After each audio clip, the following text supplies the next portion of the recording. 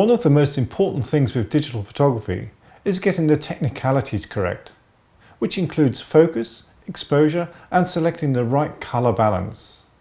Virtually all digital cameras have autofocus. Simply point your lens at the subject and the camera will do the rest. Although the camera's exposure meter will deliver great exposures most of the time, you'll still have to call upon your photographic skills in difficult lighting conditions. Digital cameras offer a selection of colour settings from tungsten to daylight and a fully automatic white balance. Fortunately, most of these things are fully automated. You can now almost forget about them and get on with the creative process of actually taking pictures. When it comes to printing, then you also want to ensure that the colours produced by your printer match the colours you see on screen. This is where colour management comes in. In this chapter, I'm going to show you just how easy it is to create a custom profile of your monitor and then create a custom printer profile. Firstly, you should ensure that your monitor is correctly set up and displaying the correct colours. And to create an accurate profile, you're going to need a colorimeter. And this is a hardware item that measures the colour and brightness of your screen. It's rather like an exposure meter for computer screens. Let the monitor warm up for at least 30 minutes before attempting to create a profile. And this is going to ensure that the colours are stable and remain consistent. Connect the colorimeter to your computer, usually via a USB port, and then attach it to the screen. This should just lay flat against the screen surface, but you may have to tilt your screen backwards to ensure that the colorimeter sits perfectly flat. And this is going to avoid any ambient light entering the sides, which could influence the measurement.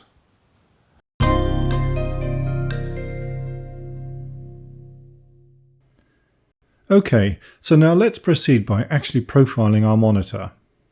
The software that was supplied with your own colorimeter may be different to this, but basically the operational principles will be exactly the same. On the first screen, we can see that there are 5 different options for creating profiles. We can either profile a monitor, projector, scanner, printer, or a digital camera. With this software, you have to purchase the modules that you want. And as you can see, the monitor's been highlighted, and that indicates that we only have this module installed. At the bottom of the screen, we have 2 profiling modes, an easy or advanced. For this demonstration, I'm just going to select the easy option, and we'll click on the next screen. This screen gives us 3 monitor types that can be profiled. A laptop screen has been selected. Laptop computers are ideal for location work when you need to download your images and preview what you've just shot, but they're not ideally suited for accurate colour correction work. Although a good profile of the screen will help you to assess the quality of your exposures and colour saturation, etc. The next option is a CRT or cathode ray tube. These are the bulky screens that were once popular but are now being phased out. CRT monitors need to be warmed up for at least 35 to 45 minutes before profiling. This allows the colours to settle down and become stable. Once stable, the CRT tube offers a very high degree of colour accuracy, and they are still favoured by many professional colour graders. The last option is LCD, and that stands for liquid crystal display. These are now supplied as standard screens with most computers. When profiling, be careful not to use colorimeters which have got suction feet, as the pressure required to fix them to the screen could easily damage the delicate display circuitry. LCD displays are very stable and can hold a colour accuracy for longer periods than CRT screens. This means you could profile your monitor on a monthly basis. However, for greater accuracy, I would recommend creating a new profile on a weekly basis. So with the LCD screen selected, click on Next. At this screen, you'll be asked to verify or change your monitor settings. Set the screen's white point to 6500 Kelvin. This is the standard white point for most monitors and will produce natural looking colours throughout the display. Selecting a lower value of 5000 Kelvin or lower produces warm looking tones. The gamma refers to the brightness of the midtones and should be set to 2.2. Traditionally, Mac users set their gamma to 1.8, but 2.2 has now become the widely accepted standard. When the settings have been entered, click on the next screen. And now we're prompted to attach our colorimeter to the screen. As it's an LCD screen, we're just going to lay it flat on the screen, like so. But as you can see, there's a slight gap between the colorimeter and the screen. This means that stray light could actually enter through the sides, and that will influence your reading. So a tip is to actually tilt your screen backwards slightly, and this will ensure that the colorimeter is sitting absolutely squarely onto the screen. And now we can proceed with our calibration process. But before we do that, the software is actually firing a series of white squares at the screen, and it's trying to locate exactly where you've placed this colorimeter. My advice is to actually place it as near to the center as possible. If you place it at the edges, then you may get a wrong reading because the edges tend to be slightly darker than the center. So place it in the center. Once it's established where the colorimeter is, it fires a series of color patches on, and this is now actually taking a reading off the screen. Okay, so now the monitor's been profiled, and this process has taken approximately about 4 or 5 minutes. And depending on the speed of your own particular computer, it may take slightly longer or maybe slightly quicker. At the end here, we're going to be asked to save this profile. By default, it will give you a profile name, and this particular one says Monitor ICC Profile, and it's given today's date on there, so you'll know exactly when this profile was created. So accept the default ones on here. And you can also look at the before and after screenshots as well, and this will show you what effect your particular profile has had on the picture. So we can turn that on and off. And in this case, it's just very slightly altered it. And we can also define now how often we want to be reminded to create a new profile. And if you remember rightly, I did say that an LCD screen doesn't need profiling as often, so we could actually choose any period of time from 1 week right through to 4 weeks. So I'm actually going to put it onto 4 weeks here. And now we'll click on the Finish Calibration. And that's our profile created. The profile will be automatically loaded into your display card each time you start up your computer, and set as a new default monitor profile. You may notice a shift in colour when booting up. This indicates the profile has been applied. You can confirm this by going to the Control panel, select Display, Settings, click the Advanced button, and then the Colour Management tab. I can now see that the default monitor profile is the one I've just created. For critical colour work, you should ideally create a new profile at least once a week. However, most of today's LCD screens are very stable and can be profiled on a monthly basis. LCD screens have a much narrower viewing angle than CRT screens, so make sure you're sat square onto the screen when you're judging colours. Viewing slightly off centre with an LCD screen may not give you totally accurate colours.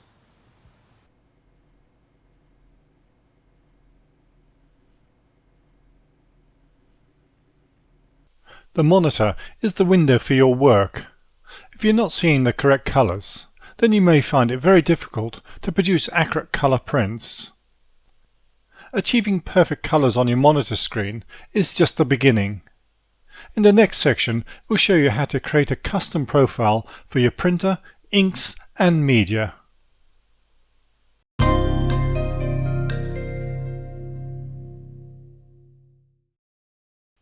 In this section, I'm going to show you how to profile your printer. But before I do that, I'm just going to explain to you what a printer profile is. Let's take our example picture. I've color corrected it, and now it's looking great on my recently profiled monitor. But when I print it using my inkjet printer, it's maybe looking like this. The colours seem washed out. And I must stress that I've exaggerated the poor colours on the print, just so I can make this demonstration clearer. From this print, I can see that the printer is not reproducing the colours accurately. The red, green, blue and yellow inks are very muted and looking washed out. And this could be a result of using poor quality third-party media, or just a bad profile. Now, if this media had been profiled using a spectrophotometer, it would have measured the characteristics of how the colours are rendered using this media and ink combination. The information is compared to a reference data file and calculated so it can make adjustments to compensate for any inaccuracies. So if we could see the file that's being sent to the printer with the embedded profile, it may look something like this. The colours which didn't print correctly have now been compensated for. Of course you wouldn't see the picture looking like this. It's altering the data as it's going to the printer. The end result is that this custom profile has produced a perfect print which closely matches the screen display. In very simple terms, if you think of a profile as a colour correction filter, then you're on the right track. Generally, profiles that are supplied with printers produce excellent results, and these are known as canned profiles. But if you want to use third-party media, then you might want to consider making your own custom profiles. To start with, you will need a spectrophotometer. This is a device for reading the colour values of target patches, which have been produced on the media you want to create a profile for. Start your profiling application and select the printer type you're using. For inkjet printers, this will usually be RGB. On the next screen, you'll be prompted to calibrate the spectrophotometer. This means setting the instrument's white point. You can see the small white round tile on the holder. Place the spectrophotometer on this holder and click on the side button. The process takes a few seconds. Next, select the amount of colour patches you want to print. This can range from 300 to 1400. Generally, more patches result in a better profile. Now print the targets. So when we're in the print dialog panel, we click on the preferences and then we select the paper type. And this could be glossy, premium glossy or semi-gloss. I'm actually going to select the semi-gloss because that's the media we're profiling. And also going to select photo, and we click on the advanced menu, and from the advanced menu we select ICM and we'll tick the off, no color adjustment, so no profile or none of the canned profiles are going to be applied to our target print. And we click OK, and then we just click on the print button. The targets should be left to dry for at least 1 hour before they are read. Once dried, place the target in a holder and place the guide rail over the first row.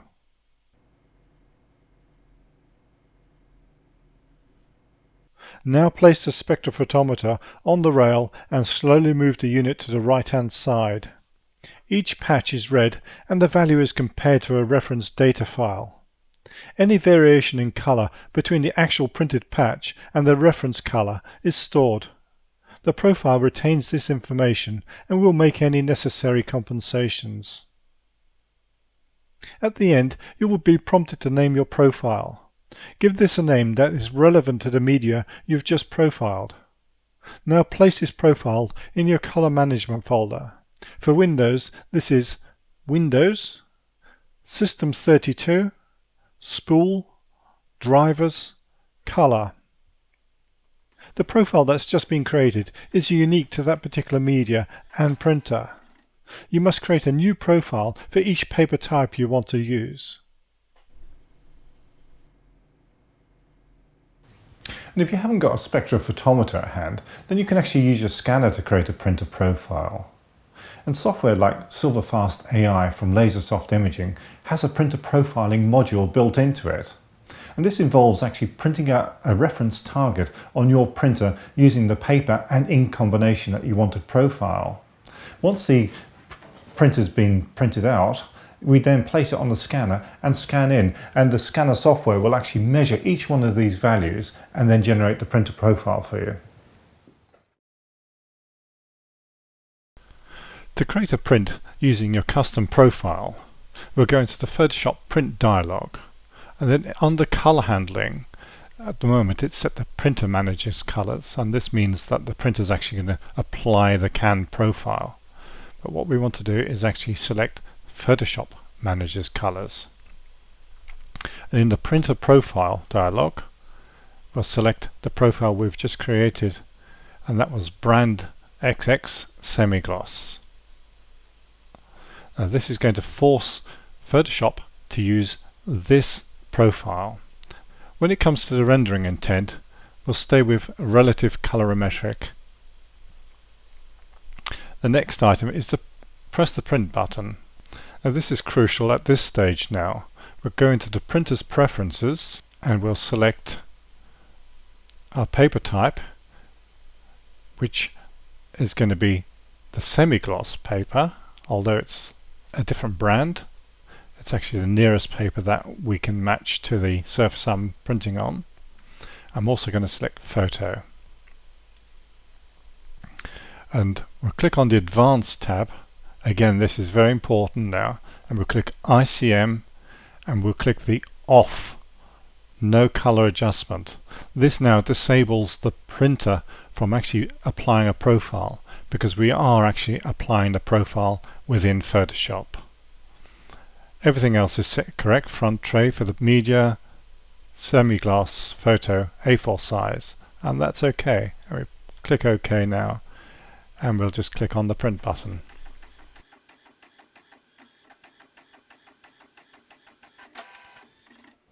Once you've created your prints, you're obviously going to want to look at them under good lighting conditions, and you can either look at them under daylight conditions or purchase one of these fluorescent daylight tubes. And these are ideal because they'll just show you exactly what the color rendition should be. And here I've used the standard profile that came with the printer, and I can see it's not quite as accurate as the original file. But the custom profile which we've just made now shows a much greater depth of colors. So it's been a worthwhile exercise creating this profile. Our first print is being created using Epsom Premium Semi-Gloss photo paper, together with the can profiles that came with the printer, and as you can see, it's produced a really nice looking print. Our second print is using third-party semi-gloss photo paper together with the Epsom can profile, and you can see there's a little bit of a mismatch here. The colours are not as vibrant as on the Epsom's own media. Our next print shows what's happened when we're using the same third-party semi-gloss photo paper, but this time I've selected plain paper instead of the semi-gloss setting in the drop-down list, and as you can see, it totally doesn't work. Usually when you select the media type, it defines how much ink is laid down on the paper, and for plain paper doesn't require a lot of ink. So this print is looking a little bit washed out. Our next picture shows what happens when you double profile. The profile was applied in Photoshop, and also the profile was applied in the Epsom printer driver, and this has resulted in a double profiling. As you can see, the colors are not accurate at all. The last print shows the same third-party semi-gloss media with a custom profile applied, and as you can see, it's produced a really nice looking print. When compared next to the Epsom's own premium semi-gloss photo paper together with a can profile, there's not a lot of difference. But the advantage of using a custom profile means that I can select from the vast selection of papers available and create prints using a variety of different surfaces.